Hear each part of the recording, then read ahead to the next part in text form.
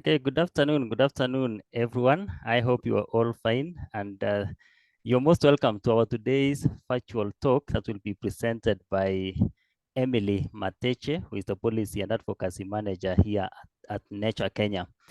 Today, we are focusing more on combating desertification and drought. And as we all know, tomorrow is a day when we are all observing the Desertification and Drought Day for the year 2023. And this year's theme is Her Land, Her Rights. My name is Richard Kipngeno. I'm the Birding and Membership Officer here at Nature Kenya, and I will be moderating today's talk.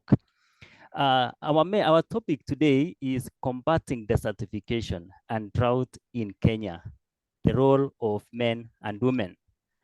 And if I can quote Ibrahim's quote, who is the UNCCD Executive Secretary, women are major actors in the global efforts to reduce and reverse land degradation. However, in the vast majority of countries, women have unequal and unlimited access to and control over land. We cannot achieve land degradation neutrality without gender equality, and we cannot exclude half the population from land management decisions because of their gender. And indeed, women hold a vital stake in the health of the land, yet they often don't have control over it. In all parts of the world, women face significant barriers in securing land rights, limiting their ability to thrive and prosper. And when land becomes degraded and water is scarce, women are often the worst affected. Investing in women's access to land and associated assets is a direct investment in their future and the future of humanity. It's time for women and girls to be at the forefront of global land restoration and drought resilience efforts. Ladies and gentlemen, Emily Mateche, who is our speaker today, is an environmental planning and management specialist with over 8 years experience in project management and implementation in the conservation sector, working with local communities and the government. And she is currently the Policy and Advocacy Manager here at Nature Kenya. I will kindly request you that we all remain muted. And if we have any question or concern, we can raise them through the chat box and the speaker will be able to go through each and every one of them once the presentation is over. And also just to let you know is that this presentation is, we are recording it, and at the end we will upload it in our YouTube channel where you can always and freely revisit. So ladies and gentlemen, allow me to introduce, or rather to welcome our speaker on stage. Welcome, Emily, to take us through. Thank you very much, Richard. Good afternoon to everyone. I hope you can hear me. Yes, we can hear you. Sorry, you'll not be able to see my face today. My internet today is unstable, and I will just you'll just bear with hearing my voice. I'll take you through a presentation on combating desertification and specifically highlighting what men and women do and why we are not yet where we need to be in terms of our efforts to combat desertification. To start with, I'll just highlight what desertification is, and it is basically the process by which fertile land becomes degraded to the state of a desert, mostly as a result of drought, deforestation, and inappropriate farming practices. We also have other natural causes of desertification, but human beings are contributing more and more a greater role on much of our land becoming deserts. Currently, we have nearly a fifth of the world's land that's threatened with desertification. And unfortunately, we have to bear the brunt. in terms of increased costs of food, in terms of water shortages. At times, it ends up in violent conflicts when communities or developers or investors are scrambling for productive the productive land that is becoming more and more scarce. There are increased cases of migration, people trying to find livelihoods where conditions are much better. We have increasing cases of poverty, and we also do have increased cases of pollution from dust coming from distant lands that are degraded or have become deserts. This year's theme focuses on women advocating for their rights, especially land rights. Just as Richard indicated at the beginning of the session, that women, the women's land rights are critical if we are to attain the global goals, both of gender equality and even land degradation neutrality by 2030, as we anticipate. We really have to take into account the role that women as well as men are playing in achieving these global goals. So just as I've mentioned that women are major actors as compared to men in reducing or reversing land degradation. However, nationally in Kenya, like in many other parts of the world, women continue to have unequal and limited access and control and even use on land. Yet, they have a vital stake that they do play, but unfortunately they do not have control over it. Thus, they face significant barriers in accessing land, accessing collateral for production, whether it's in agriculture or planting trees for restoration, and this greatly limits their ability to engage and meaningfully contribute to the efforts to combat land degradation and desertification. We do also have discriminatory laws and practices. Some are embedded in traditional practices for most of the communities, which impede women's right to inherit or access to services and resources related to land as a capital factor of production.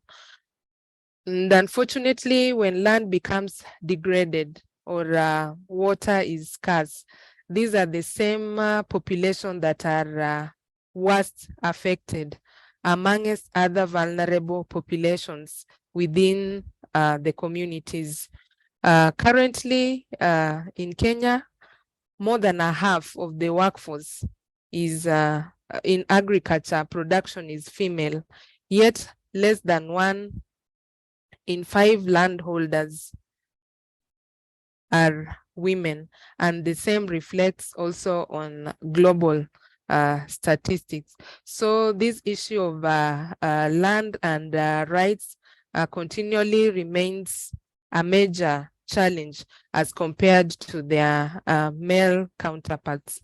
Moving forward, what are some of the measures that can be taken into place to increase women's participation, recognize their role so that they are effectively engaged in both the debate and efforts to combat desertification? One of them is like what we are doing today, having this dialogue to raise awareness and mobilize relevant actors so that they can take relevant actions to increasingly involve men the same way, to increasingly involve women the same way men are involved, so that they have a better platform of contributing.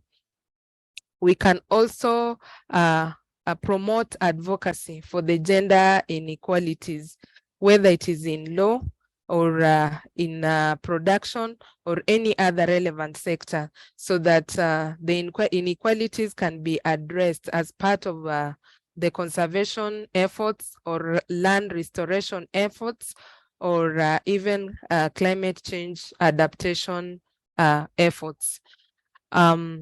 Other measures that can be taken to combat desertification, where both men and women can be meaningfully involved, include sustainable land use practices.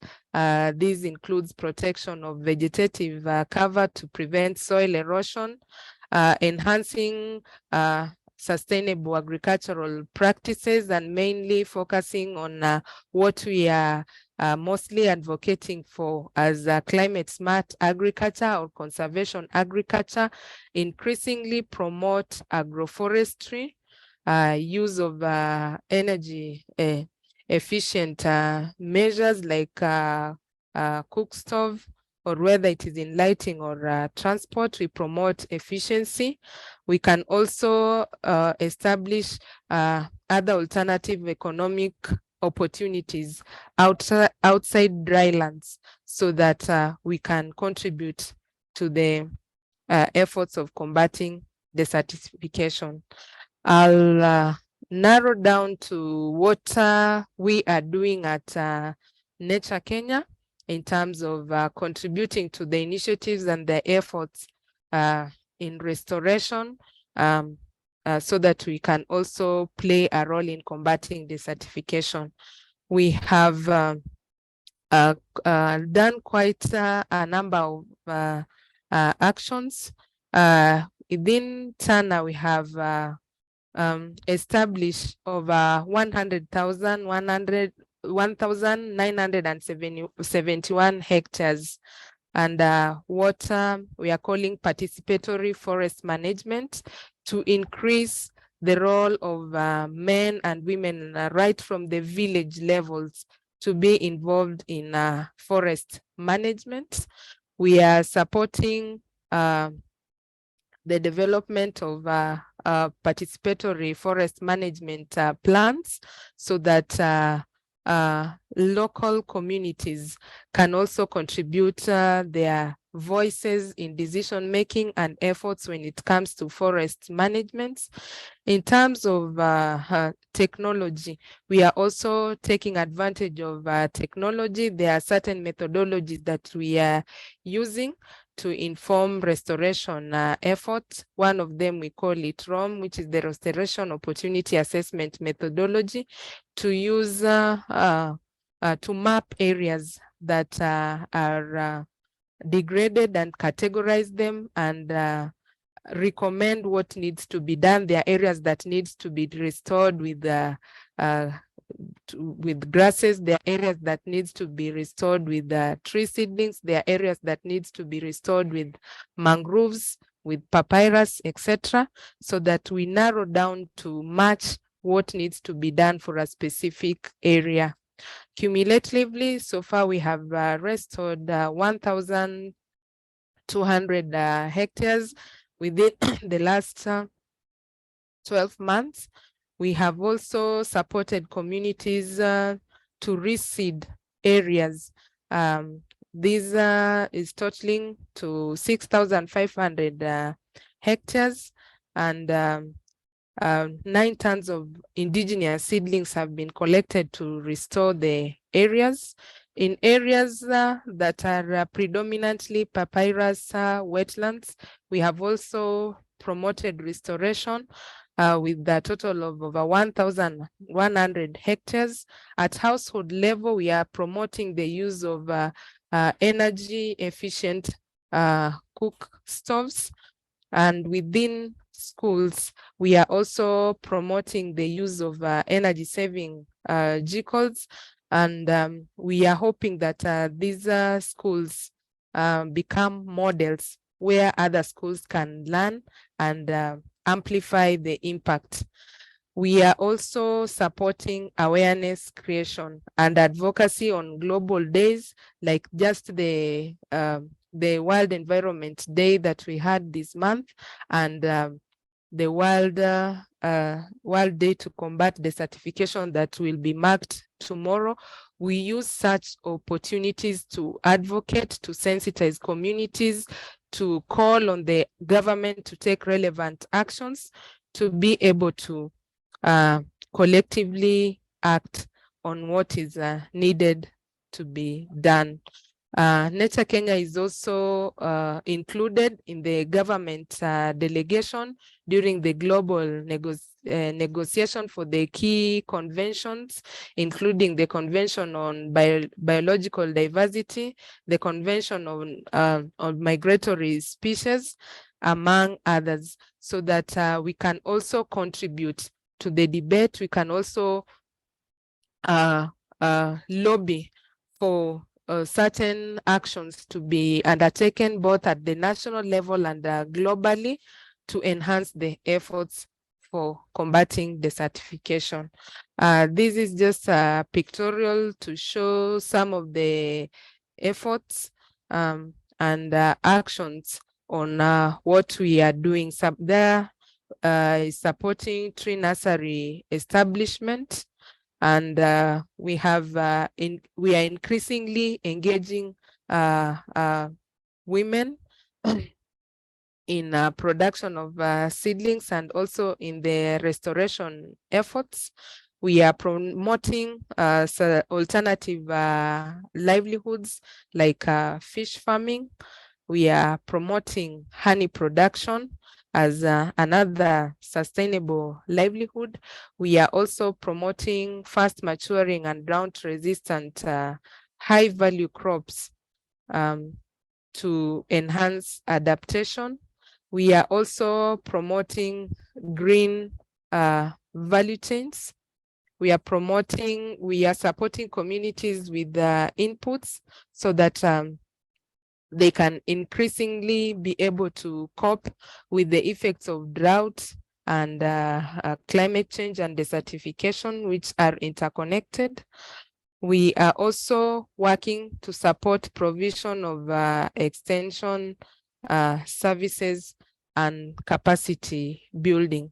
There is still more to be done, and we do continually engage with all the actors so that in whichever capacity we are able to respond to the threatening effects of drought and desertification. Thank you.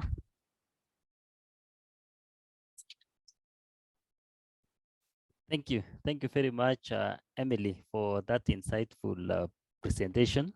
It is a very nice opening way towards tomorrow's great awareness on desertification and drought, which will be marked tomorrow on 17th of June. I now open the floor to everyone. As I had indicated in my text at the chat box, that this is an interactive session. If you have any question, you can drop it through the chat box, or alternatively, you can raise your hand and you unmute, and let's keep the conversation going. So the floor is to everyone.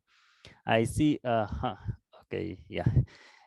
There was somebody who was asking if the presentation will be recorded, and I see Joshua Sese has already responded. Yes, we are recording it, and we will be able to upload in our YouTube channel where everyone can always visit. And all our other previous talks, they are all in our YouTube channel. You can always visit that site, and you will be able to catch up.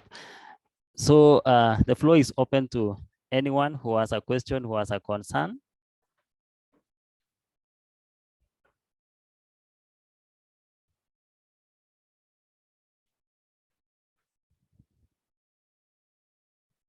Any comment, any compliment to the speaker?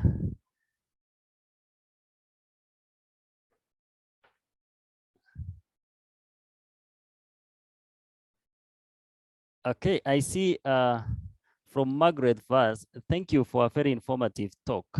How well are the men willing to accept the change in women's role? Wow. It's a question from Margaret. Emily, are you able to answer this?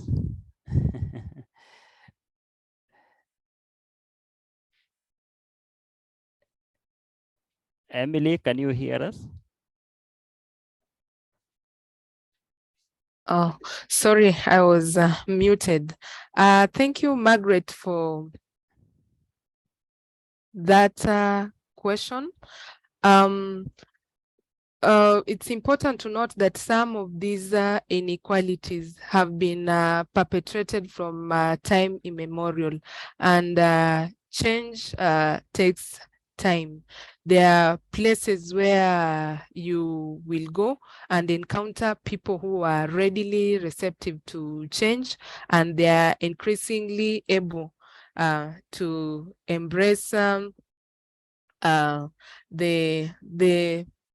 the suggestion or the proposal to have women have rights to land, and they are granting them that.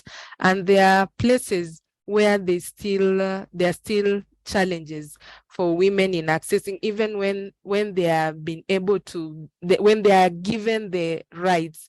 Now accessing that land becomes a challenge.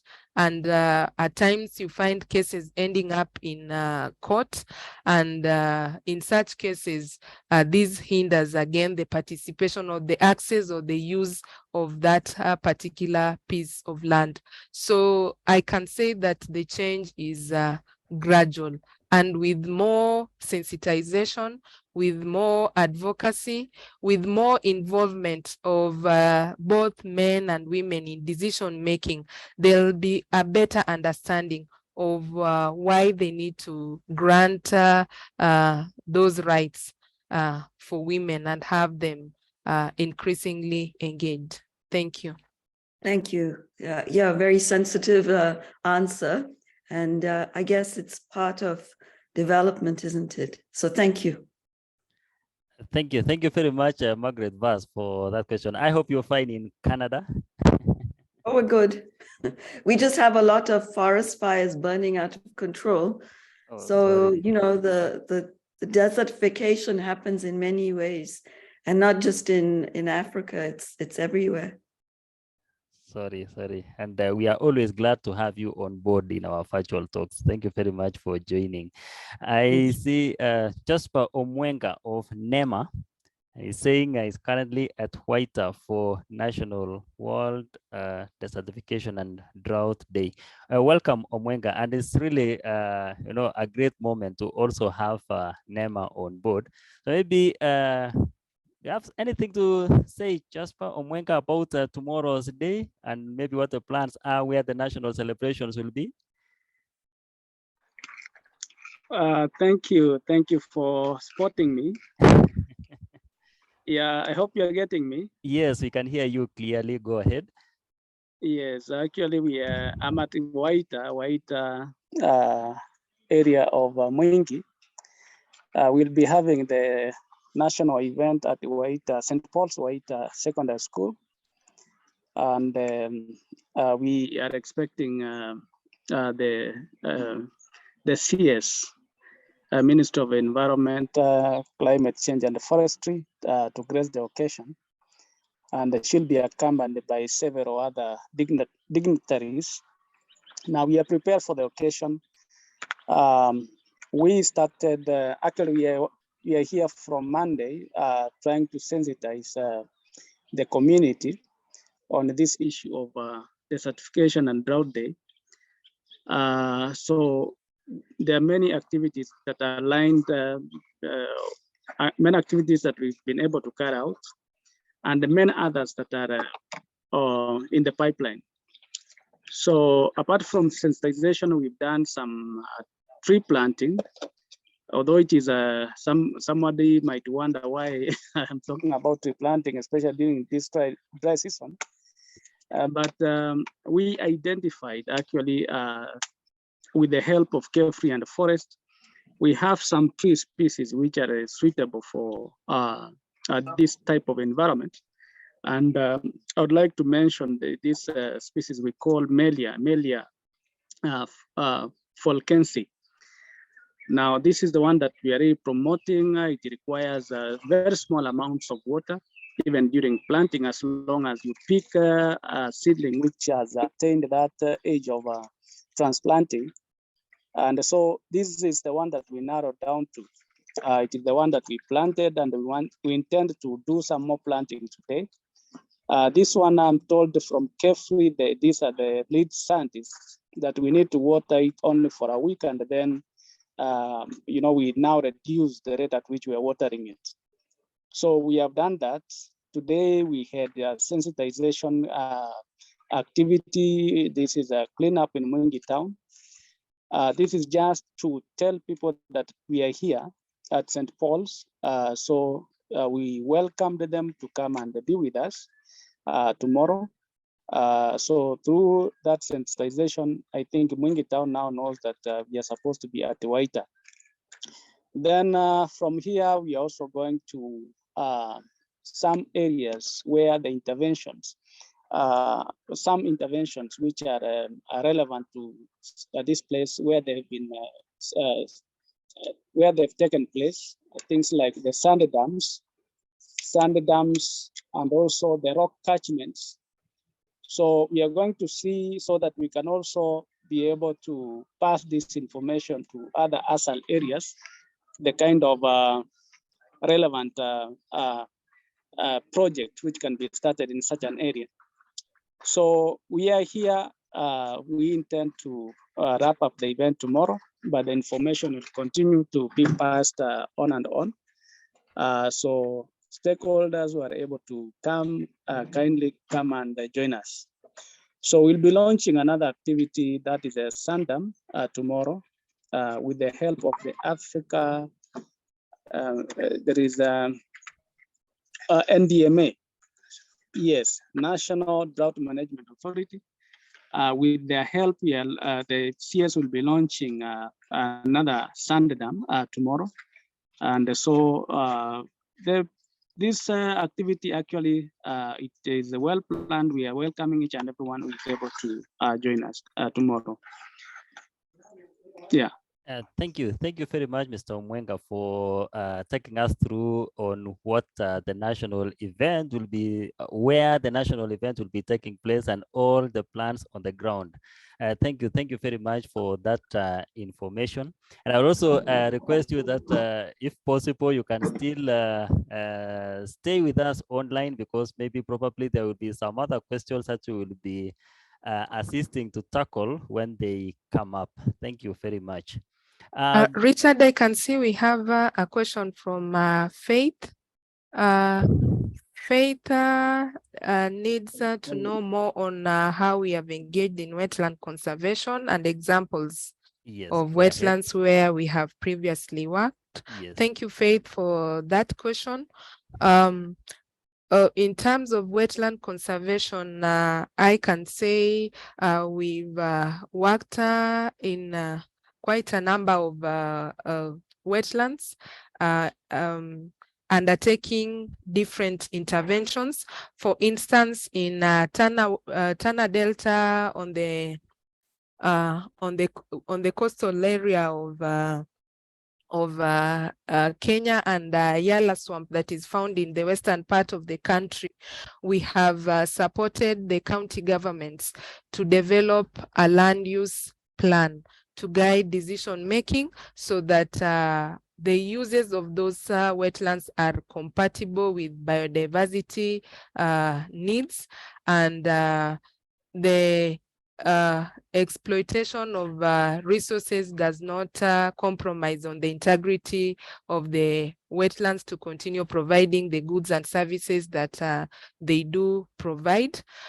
We have also supported communities, mainly emphasizing on the community-led approach to identify and establish areas of land that we call community conserved areas, land that is identified by them, and it is them who are mainly involved in the management. They develop bylaws to govern the use of resources that are found within those areas, whether it is agriculture, whether it's extraction of medicinal plants, whether it is ecotourism, and many, many other uses that the communities undertake within those wetlands. So in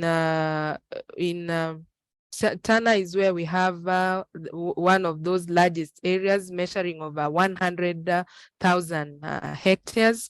In Yala, it is about over 8,000 hectares of community conserved areas, and we are in the process of supporting them to lobby to Kenya Wildlife Service and have that area registered and recognized as a community conservancy, so that it is sustainable. In areas like Sabaki estuary down coast, we are supporting communities to lobby against issues of land grabbing. We are also supporting them to replant degraded areas with mangrove. And in Yala, we are also, I forgot to mention, we are also supporting restoration of degraded areas of the papyrus wetland with directly replanting papyrus, and there are areas that have also been set aside for natural regeneration, and they happen to be in the community conserved areas. In other wetlands like Ondiri, we have contributed to technical expertise during the development of management plans for the wetlands. That's Ondiri and Lake Olbolosat. In other wetlands like the lakes, we are actively working with community groups to continually undertake conservation efforts and also raise awareness and also raise voices when there is any threat that is identified in those areas. So there's quite a number of ways that we are doing, and we are hoping that the communities continually work to protect those areas. There's also another question from Mary Mtembe. She wants us to comment on the impact of the interventions on people's lives and what sustainability mechanisms that we are putting in place. In terms of impact, I can say we have witnessed the livelihood transformation in areas where we have supported alternative livelihood enterprises. Communities are increasingly reporting increased income. For instance, in a place like Tana, in the last 12 months, they were able to raise, to earn over millions of shillings in terms of what they sold from, be it from tree nurseries, from fish farms, from the crop farms, and they were also able to consume part of it. So it's also contributing to reduced, increased food security at the household level. We have also, in areas where we have supported installation of energy saving vehicles, we have had surveys where beneficiaries have reported reduction in terms of the amount of fuel wood used, over 50% reduction in consumption of fuel wood as a result of installation of those energy saving cook stoves. There is more in terms of availability of food for consumption at the house level, where ranging from eggs, milk, fish, and the surveys, the socioeconomic surveys have also been able to show that these people can afford to buy now what they do not produce in terms of food, and also meet other household needs. In terms of sustainability, most of these approaches are community-led. The needs are identified by them, what communities prefer in a certain area in terms of crop for production is significantly varies from a crop that is preferred in another area. So most of the time it is them who suggest what they need, so that even post our project supported interventions, they can still continue with the production.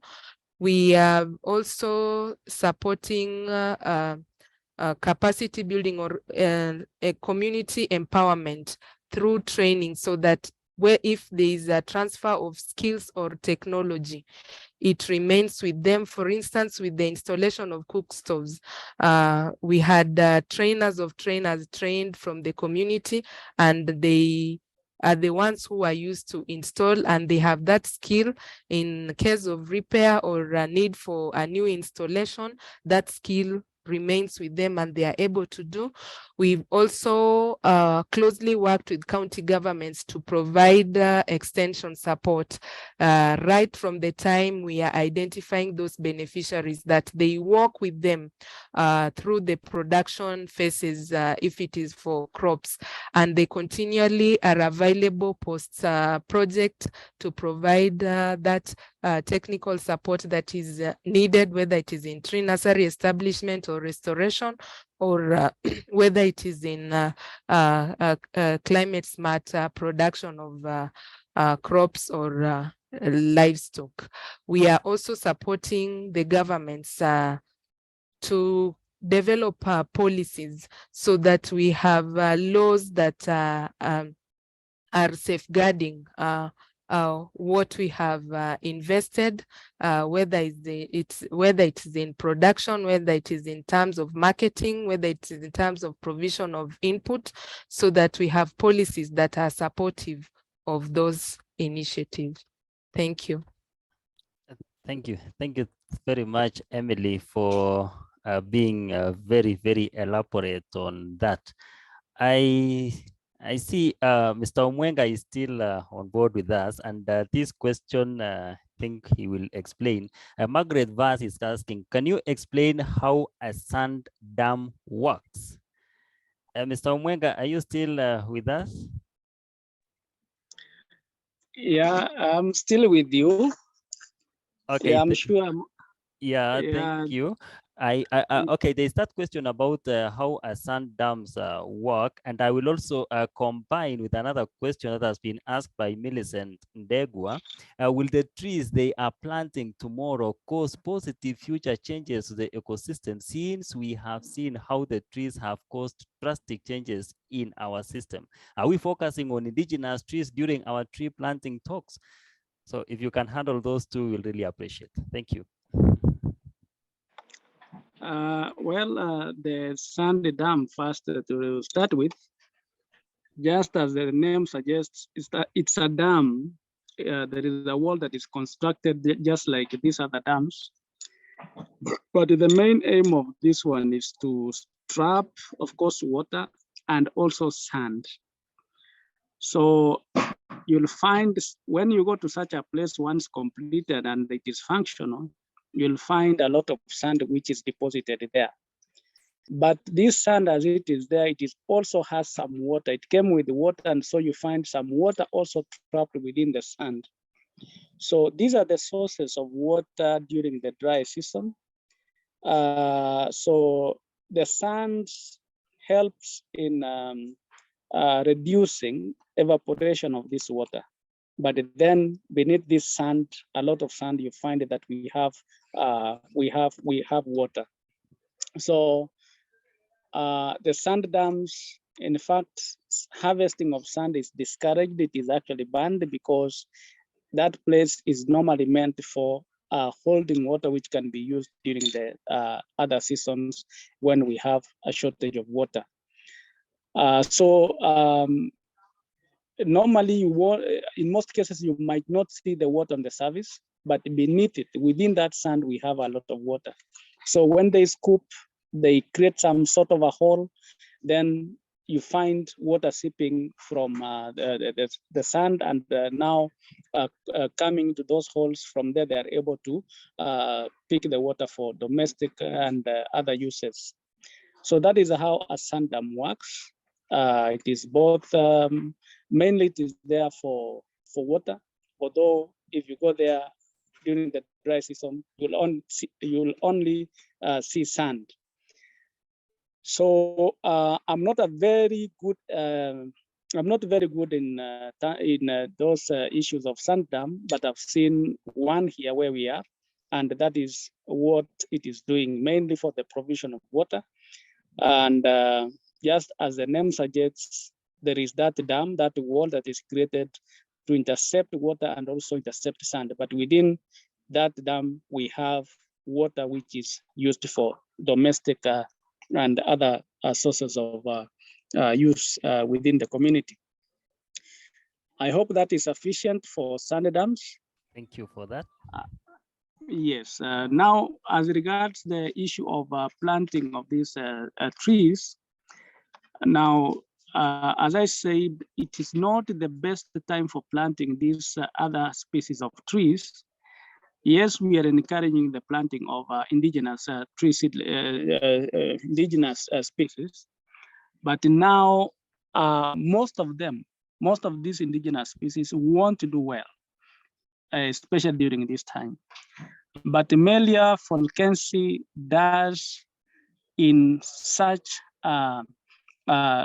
ecological conditions. It does very well, according to KEFRI, it does very well, where we have rainfall of between 300 and 800 millimeters per annum.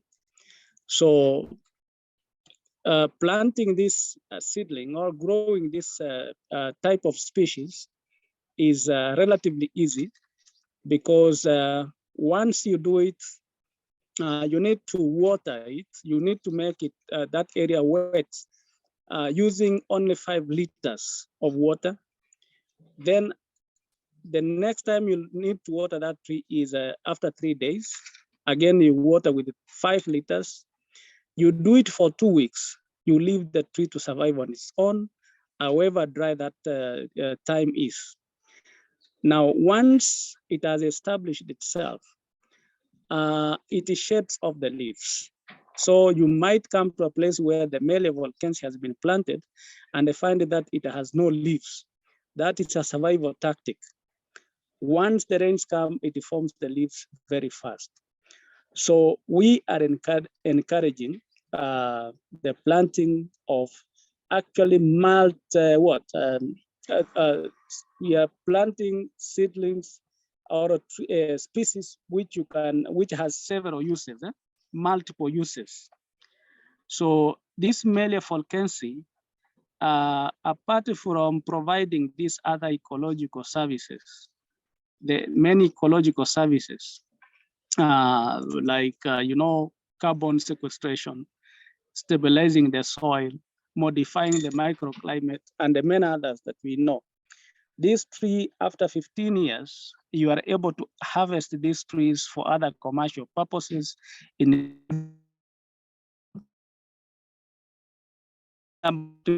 that you can intercrop it with other crops, provided you do proper spacing. So that is what we are encouraging at the moment, that during this dry season, when we have stressed rainfall times, we plant this Melia. Apart from this, we are also encouraging at the moment, when conditions allow, the planting of these other high value trees like the mangoes, because of issues of enhancing or diversifying livelihoods of the locals. So that is also what we are encouraging people to do now. At the moment, we are distributing these seedlings, Amelia volkensi, and also grafted mangoes to farmers and even schools. Yes. Thank you for that insightful feedback, Mr. Omwenga. There's a question here from Nahason Kiania. Nason, I don't know whether he's asking this from South Africa or he's already back to Kenya. He's a forensic entomologist and has been one of our speakers in our virtual talk, always tackling forensic entomology. And he's asking, how effectively are you dealing with plant species like eucalyptus that are sucking out our groundwater and drying up surface water bodies? Mount Kenya catchment is heavily affected by these trees that farmers are planting indiscriminately in their farms.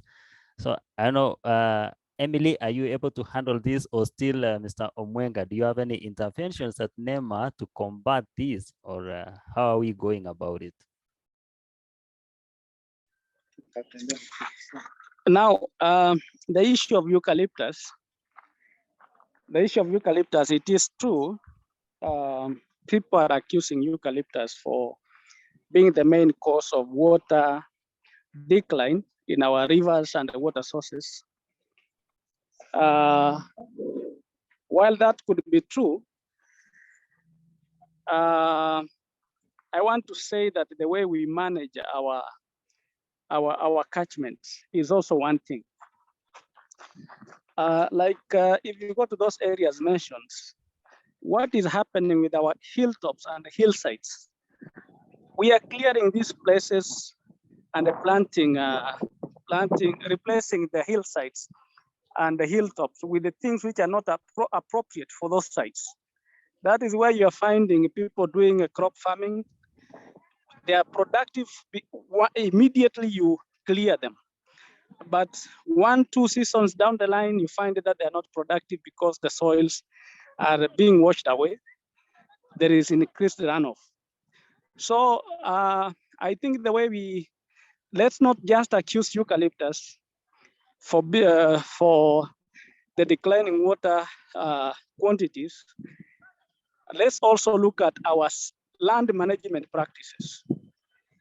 And I think even as we do awareness, let's focus on telling farmers what they should do in areas where especially the gradients are so high. Like I'm talking about Kisii and some areas in Western, including Mount Kenya also. So as we encourage people to move away from eucalyptus or planting eucalyptus in a way that we've been advised by foresters, let's also tell people where to plant, how to take care of the slopey areas. Maybe somebody else can add. Yes, I can add. Thank you for that feedback, Omwenga. There are also guidelines for planting eucalyptus developed by Carefree that provide guidance on which species, because even among the eucalyptus, there are various species. But that said, because the planting of eucalyptus seems to be sensitive when it comes to the issues of sucking groundwater, we are promoting, instead of working with what we don't know, we are promoting what we know, planting of agroforestry trees that can that are crop friendly and provide multiple other benefits within the farm. They hold the soils, they prevent erosion, they provide shade, they provide fodder, and those trees are known, and they are increasing. Production of those seedlings are increasingly promoted by the relevant authorities, including KFS and Carefree. So we are encouraging farmers to plant more of those trees that have been known to be less harmful. And we are not also forgetting our indigenous trees, because some of them are very adaptive, and they do regenerate even on their own. They just need to be managed, and their cost of production is relatively cheaper as compared to the cost of buying a seedling. I've worked in Yala wetland where community groups do collect wildlings. At the onset of the rainy season, there are wildlings that are collected and propagated, and later on planted. They are collected and put in the nursery to grow for a certain period of time, and then they are planted in farms and along even the riparian areas. So there are trees that can grow, and there is also that existing knowledge and capacity amongst actors that can be used to plant the right species in the right places, instead of gambling with the trees that farmers do not know much about, or do not know their effects on farmlands, and they are likely to have negative impacts. I'll also tie that with a question that was asked on the way forward on reducing charcoal. And there's also a question by David Chege that in many rural areas, women are firewood collectors and they are also involved in charcoal production. What are the possible ways for their involvement in mitigating desertification? I have mentioned that we are supporting the development of participatory forest management plans. Within that arrangement, where communities are increasingly involved in active management of these forest resources, there is provision for formation of user groups, including firewood collection groups. And these groups are they develop bylaws that govern even collection of those resources, so that they map areas where they can seasonally collect, areas where they can leave the forest to regenerate, what amount of firewood can be harvested by an individual or a group of individual, what amount, what kind of harvesting can be done. And mostly they discourage cutting of growing trees, that they can only collect twigs and other resource management tactics that they develop by themselves, and they implement, and they oversee, or they take an active role in ensuring that the collectors adhere to those rules when they are exploiting resources from the forest. So that's one way of getting women involved, through the user group under the approach of participatory forest management. And in terms of charcoal collection, it is also the same, because the reality is that many households are dependent on charcoal for cooking, and production of charcoal is not going to stop anytime soon. So there is an approach that is being promoted by Kefri of forming what they call Charcoal Production Association.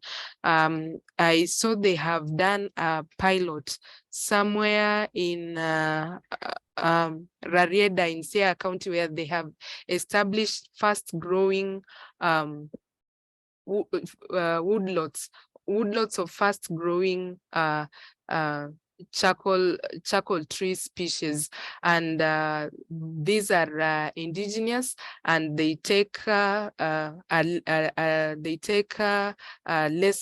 time to grow. So they are promoting the establishment of such woodlots by these charcoal producers, so that in as much as they are producing charcoal, they are also taking part in restoration or alternatives, and linking that also to other energy efficient measures, like using those charcoal, using the charcoal in energy saving stoves, so that even the amount that is used is less, so the consumption reduces by a certain percentage.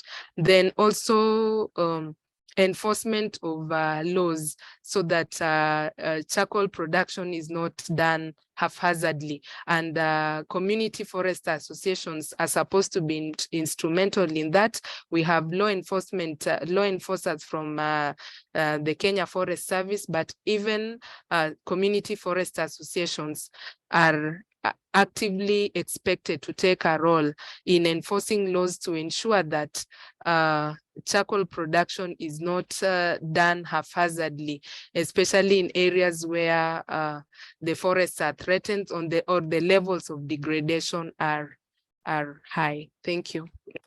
Thank you very much, Emily, for that response.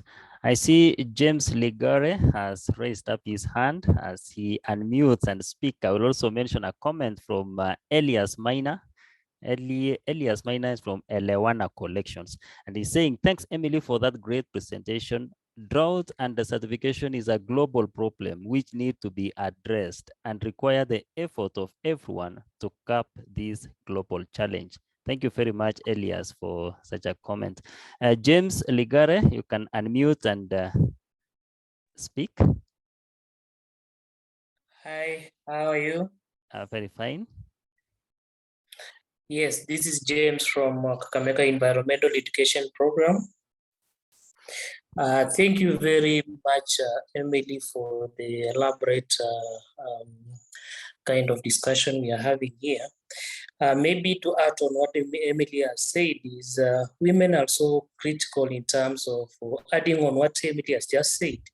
Other than firewood collection, we could also engage them in terms of briquette making, so that they have alternatives like income generating initiatives when it comes to energy, because we do not even only want to promote them to go and big firewood, but what biomass can we use from the forest so that they can earn an income making of briquettes from the biomass that is gotten from the forest. Thank you.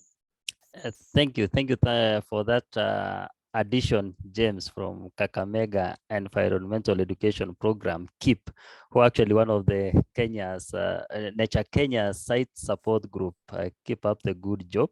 From Giza Faith, thank you, Emily, for shedding more information on what you're doing in relation to wetlands conservation. Hoping to have partnerships and learning more from you as we move our conservation agenda forward. Thank you, Faith, for that. And Mary Mutembei, thank you for the detailed response. There is Enos Boni, a great conservation conversation, everyone. Missed the presentation and happy to receive the recording later. That noted, as a water, sanitation, and hygiene wash specialist with significant experience in fragile contexts, I'd encourage sustainable water in fragile context, SWIFT processes mainstreaming along with the gender agenda. Thank you, Best Enos Boni. Thank you very much for that. David Chege, again, very enlightening presentation. Thank you, Miss Emily and the entire team. Thank you very much to David. I see we've exhausted all the questions that had come through the chat box. And as we come to the close of the session, maybe I'll just give an opportunity to one or two more additions from the audience, and then we close the session. Anyone who have a burning question, a burning addition before we end?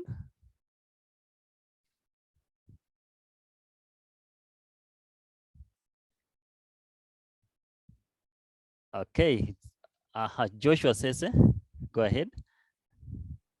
Okay, thank you very much, Richard and team, for the presentation that you planned. I've got a comment to all the conservationists in the group, rather that in this call, especially to the NEMA community. Yeah, that as you encourage the community to plant trees, let's also remember the trees that are endemic, that are only found in Kenya and that are also endangered. Besides that, we also find that most of the farmers, they are willing to plant trees, but they might not be at a position to know which exact tree species is best for the place where they are. So when that time comes, let's also advise them then, if we cannot advise them directly, at least forward them to Kefri so that they can get correct guidance on what to plant and where and when. Then lastly, Omwenga said that they are promoting planting of trees, which is very nice. But I would suggest that not only should they promote planting, but they should also very much promote the growing instead of planting. So for example, if you go to a place, let's not focus on planting 1,000 trees, while in real sense, those people that are going to remain to grow the trees can only manage 10 or 100. You get my point? Yeah, thank you. Thank you very much, Sese, for that addition. Thank you very much. So hopefully tomorrow the Whiter team will be growing trees. Peter and Jeru, I see you have raised up your hand. Please go ahead. Thank you, Richard. Can you hear me? Yes, I can hear you. How are you, Njeru? Okay, I'm well. My name is Peter Njeru. Now that we address the issue of sand dams, I just would like to highlight one thing. There will be a national validation on the sand harvesting regulation, which is being coordinated by NEMA, and it will happen on Monday. So I would like to urge all of us to find time now that it will be a virtual event. We can also log in and provide some inputs and comments towards that important regulation that will guide our country. Perhaps if the Omwenga can add on this, if he is aware, it will also be important. But that is the information I have. Thank you so much. Thank you very much, Peter and Jeru. And there is a direct question that has just landed in the chat box, and somebody is asking. They want to know who is this Peter and Jeru. Jeru, can you hear us? Hi, Richard, do you want me to respond? Yes, as in. Okay. Jeru, can you hear us? Yes, I can hear you. Okay, no, it was just a question. Like they wanted to know where Peter and Jeru works. Who is Peter and Jeru? Okay, thank you so much, Richard, for that important question. Peter Jeru is a conservation officer working to support policy and advocacy interventions, mainly mainstreaming of biodiversity in all sectors of the economy and holding developers accountable for their actions. I work at Nature Kenya under the policy and advocacy docket. And for this case, Emily is my boss. Thank you so much. Thank you. And also currently you are headed to Waita to join Omwenga for tomorrow's day. Thank you. Thank you very much for that. I see Omwenga has commented that they will be growing trees tomorrow in Waita. Thank you very much, Mr. Omwenga, for that. Richard, I just have a parting shot before we close. Can you hear me? Yes, we can hear you, Emily. Go ahead. In all this discussion that we are having, we need to have what we call a holistic focus, a holistic perspective of working or undertaking whatever action is it that we deem fit to contribute to the efforts to combat desertification. Right from what we are advocating for, restoration, restoring the right areas with the right be it tree or grass or mangrove or papyrus, matching specific sites to specific needs, so that we are careful not to create a problem while working to resolve one. Then once we are or while we are restoring, we need also to look at our practices in terms of sustainability. Are we doing sustainable production? Are we practicing sustainable use? Are we practicing sustainable consumption practices, sustainability? And when our demands exceed what is provided by nature, are we able to explore alternatives, sustainable alternatives? The underlying word here is sustainability, sustainable alternatives to meet our livelihoods or development or ecological needs. And backing that up with policy, that we have a supportive policy framework to sustain the measures that we have put in place. Policy should also be informed by research and also feedback from practice by the end users on what works and what does not work, what needs to be reviewed, what needs to be done away, what needs to be introduced, what needs to be enhanced, so that we have those linkages between policy, research, and practice. And we continue with awareness, making more people know that we are where we are because of 1, 2, 3, and we need to undertake 1, 2, 3 steps in order to resolve the challenges that we are currently experiencing, whether it is from climate change or effects of drought and desertification, and continually enhance synergy among actors, from what we call resource users to those who are in positions of decision making, and those who are in positions of providing technical advice, so that we have a whole working system, a whole functioning ecosystem, right from what we are doing. The trees that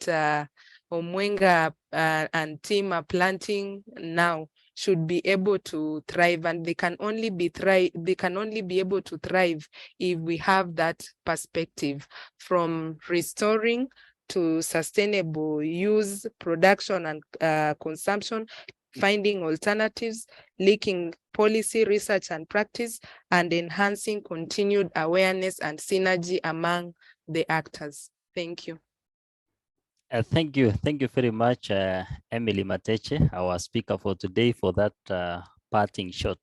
So, ladies and gentlemen, may I thank each and every one of you for creating time to come, despite the short notice of inviting you just yesterday, and you've made to be with us today virtually. Thank you very much to the NEMA team, Mr. Omwenga. Your presence today in this virtual session was very timely. Thank you very much for the responses that you were able to tackle. And to everyone, thank you very much, and have a nice weekend ahead. We can now leave at our own pleasure. Thank you very much. Thank you, everyone, and bye. Bye.